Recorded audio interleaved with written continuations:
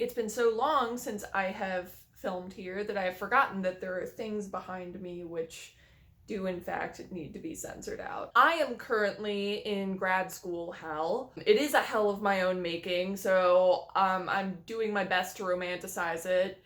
And yet that's kind of how you know that it's really bad. When you start trying to do the like dark academia, caffeine addict, like working yourself to death but make it romantic. I mean, that would never be perceived as romantic by the romantics, but like, you know that it's coping. Like, you know it's bad when you as a grad student start romanticizing caffeine. So yeah, I'm doing this to kind of try to relax a little bit. Yeah, we have a tag today, and one that I was very excited to get tagged in.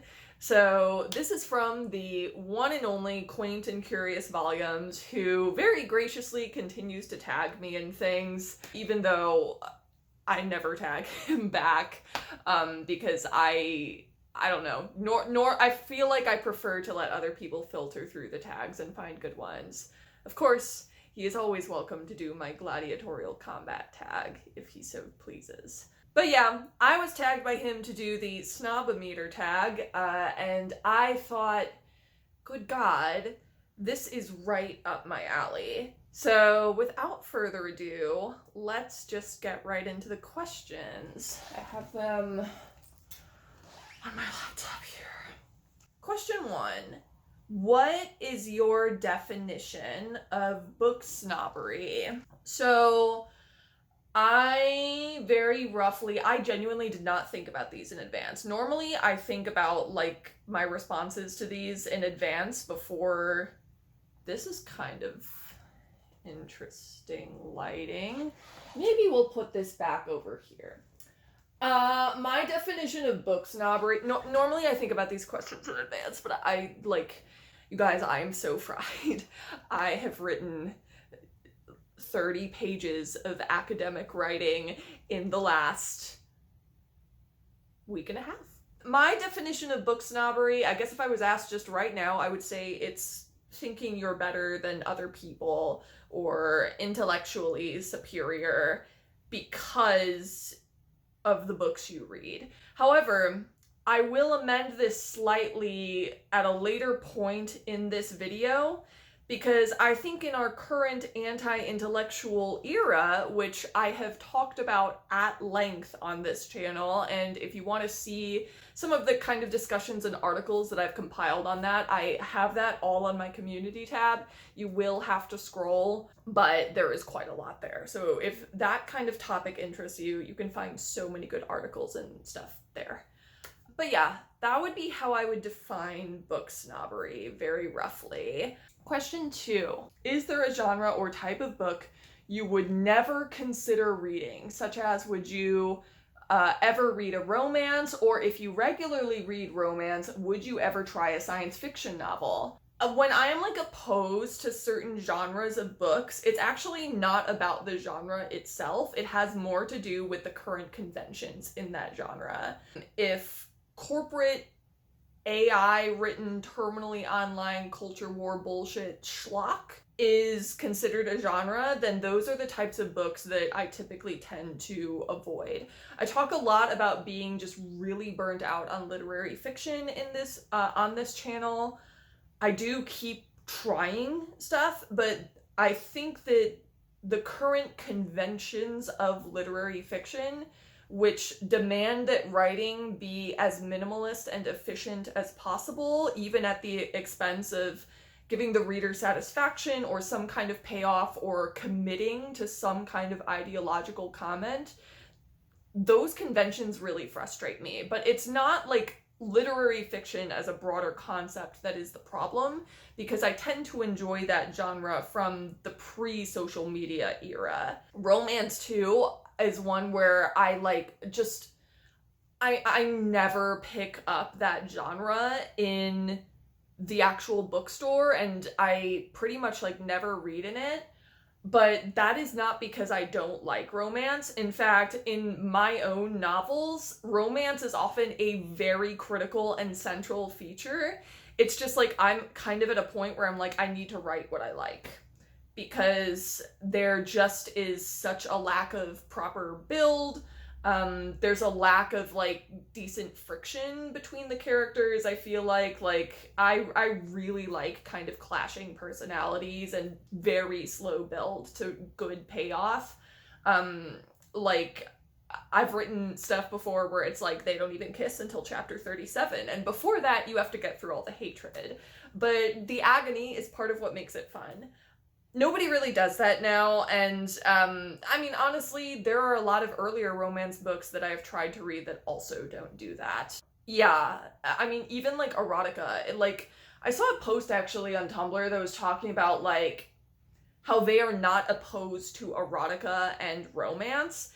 It's more the fact that those genres are predominantly very badly written right now, and very badly written stuff is regularly getting published. Like, I was burned by many romance novels leading up to me just not being interested in the genre anymore.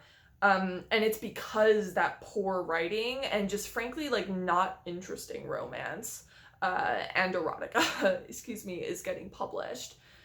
Science fiction I tend to tend away from because it tends to be like very like dystopian leaning, whereas I am primarily interested in utopian fiction, which I just never see anywhere. So 3, does erotica count as literature? I mean, what about Delta Venus? I mean, that's on my TBR. I think you could totally do erotica that is like kind of melded with like the higher conventions of literature. It's just like, I don't know if someone has done that. If you are asking whether your porn without plot counts as high literature, then like, no, it doesn't. But you know, Harry Potter also doesn't count as high literature, and neither does Babel. People debate if Donna Tartt even counts as high literature. So high literature needs to be a very high bar to clear for our society to remain one with high standards for the best of the best. So no, your erotica does not qualify as high literature. 4, is it better to read classic books than popular bestsellers? I mean, what does better mean? Does better mean you are pacified and entertained and you close the book and you feel really fuzzy and good and sated? Or does better mean personally enriching, challenges your viewpoints about the world, lets you walk away with some newfound understanding about humanity and the world? If it's the latter, then yes, classics are better, including classics written by old white men. I'm a feminist, by the way, so I am big fat meanie feminist. I am not like the nice, like, oh, I wear the t-shirt that says girl support girl. Like, no, I'm like the bitch feminist, and people who have been here know that. But listen, there is more depth, yes, in Wordsworth than in your Kylo Ren fanfic. It's just the fucking truth. You know, one of those things is historically significant, it is socially significant, it contributed to transformations in art and culture, for the better, I would argue. There is an elegance to something like Wordsworth, a supreme mastery of the craft of the written word that just isn't present in your Kylo Ren fanfic. And because of that, your Kylo Ren fanfic has simply less to offer readers than something like William Wordsworth does. I should mention that I am not like a person who loves every classic. I really didn't like Moby Dick. I despise Huckleberry Finn. Dickens, I pretty much across the board, everything I have read by him, I don't personally enjoy. So it is not that I am like, oh, every single classic is like fun to read and awesome just because it's a classic. Like, I do have my preferences. 5, have you ever bragged about reading a classic in order to sound smart? Maybe when I was in high school. I actually am rereading The Brothers Karamazov for the first time in 10 years. The last time that I read it was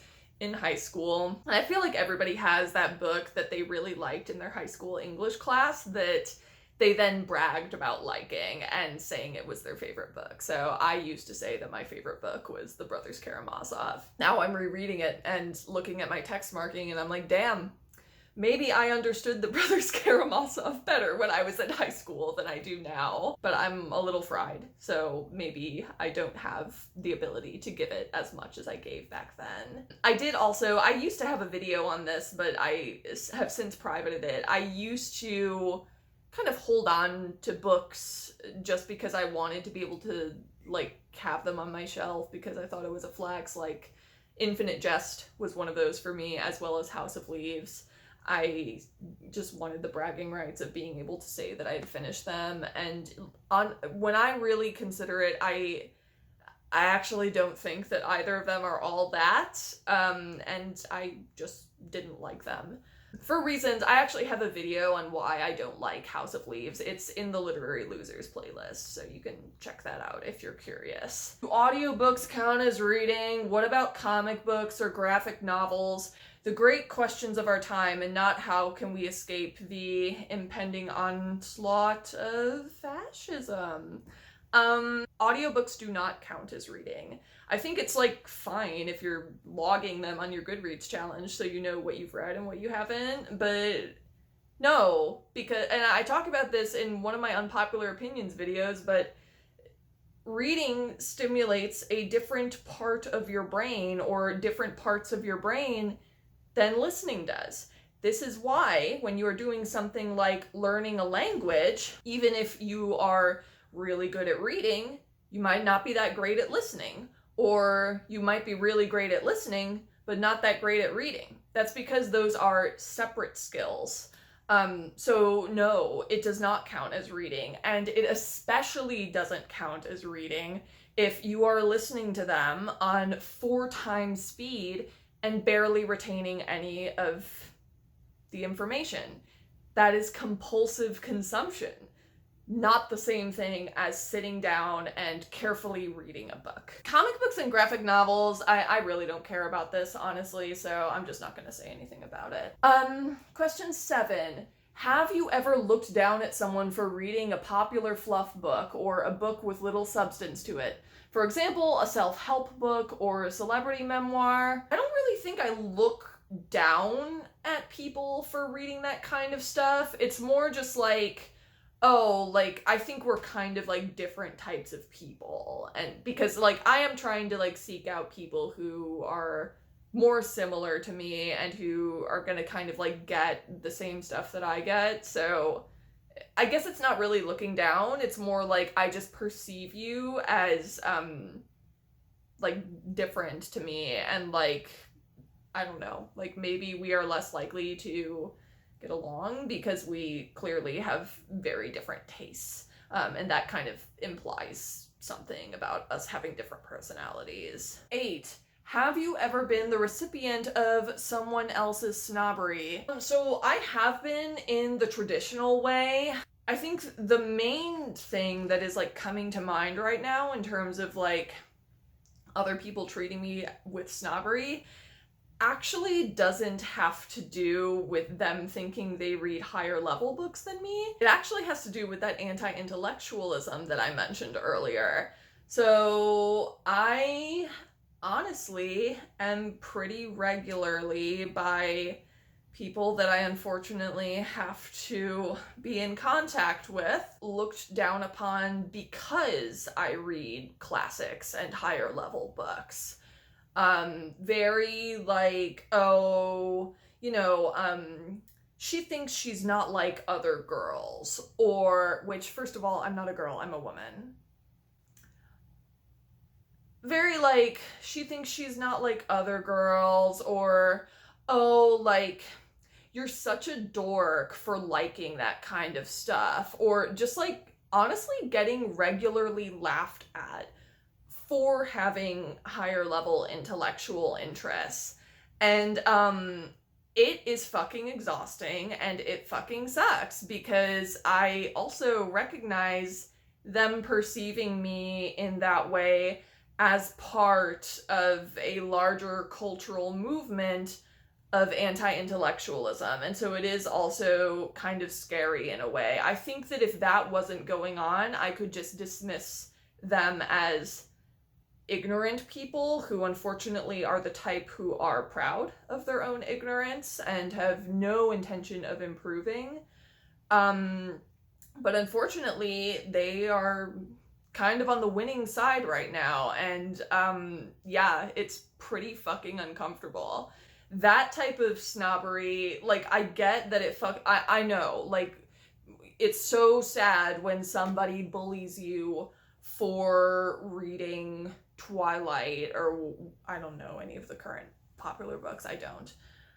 At this point, I'm like only reading stuff from the 90s. I get it that like it hurts your feelings, but like it's worse to like shame people for wanting to improve themselves and wanting to ponder through reading more complex issues, like questions about good and evil that go beyond Kylo Ren is the bad guy, but he's also got a massive fucking what do we do? You know, it actually is pretty fucking bad that it's becoming like common and acceptable to shame people for intellectual pursuits and to proudly say that you have no interest in reading material that ponders questions which frankly are extremely important in our day and age, such as, you know, what does evil look like? What does fascism look like? What do you do when these things rear their ugly heads? How do I be brave instead of a coward? Like, that kind of shit is really, really important. And especially the fact that it is often women getting shamed for this. I'm sure that there is actually like a male side to this where you get perceived as like gay if you're interested in classics and like just like more advanced literature. But frankly, like, you are men, and I trust that that literature will have some brave characters in it that can inspire you to, you know, continue with your hobbies in spite of those people. But especially the shaming of women for intellectual pursuits. Pretty fucking alarming. 9, would you ever be friends with a snob? Or maybe you already are. I am the biggest literary snob I know. I have met my match in Victor. And yeah, I speak up. Speak up.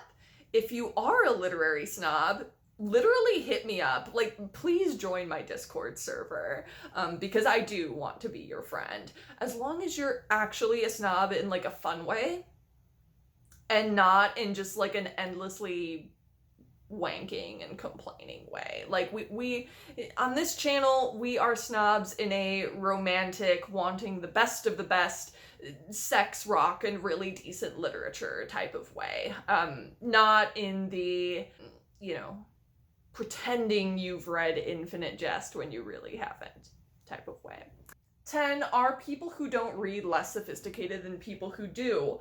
Not necessarily, because I do think that there are other forms of media that you can really, really invest yourself in to a similar level of analysis to reading books. So I don't think that a reader is more sophisticated by default than somebody who's like really, really into music, or really, really into film, or really, really into science or gardening. Like, I think there are a lot of ways to be a sophisticated and well-rounded person.